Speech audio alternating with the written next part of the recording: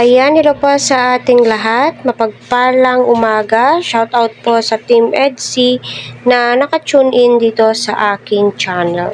So, ang topic po natin, Viancy, na stress sa ginawa ni Edu. Lahat halo-halong emosyon na kay Viancy na. Ikaw pa naman na shock ka dahil first time pupunta ka sa tahanan ni Kalingap Eds at andoon pa po yung nanay niya na nagsisilbi sa'yo, inaasikaso ka. Edu, proud pa nga. Yes, proud po si Eds dahil nga inuwi ipinasyal sa tahanan po nila. At kita naman po natin, welcome na welcome itong si Viancy. As a first timer, ramdam ko din po yun.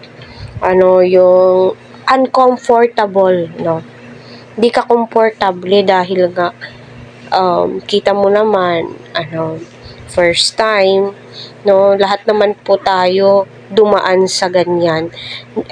Halo-halong emosyon, andun na po yun. Kung pwedeng umuwi na, uuwi ka na, pero may nagpipigil sa'yo, halos ayaw mo nang tumayo sa pinag-upuan mo.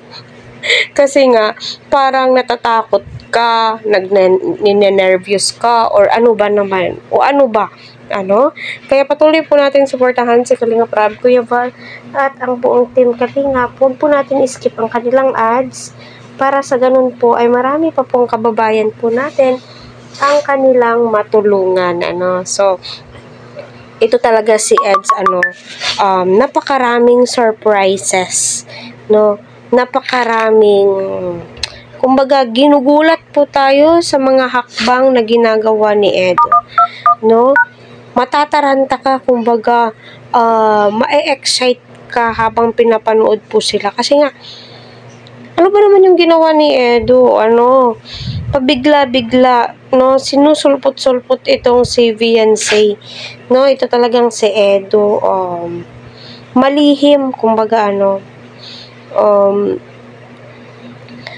mabibigla ka sa mga ginagawa po nila, especially si Kalingap Rab. Grabe, napaka-supportive po nilang lahat.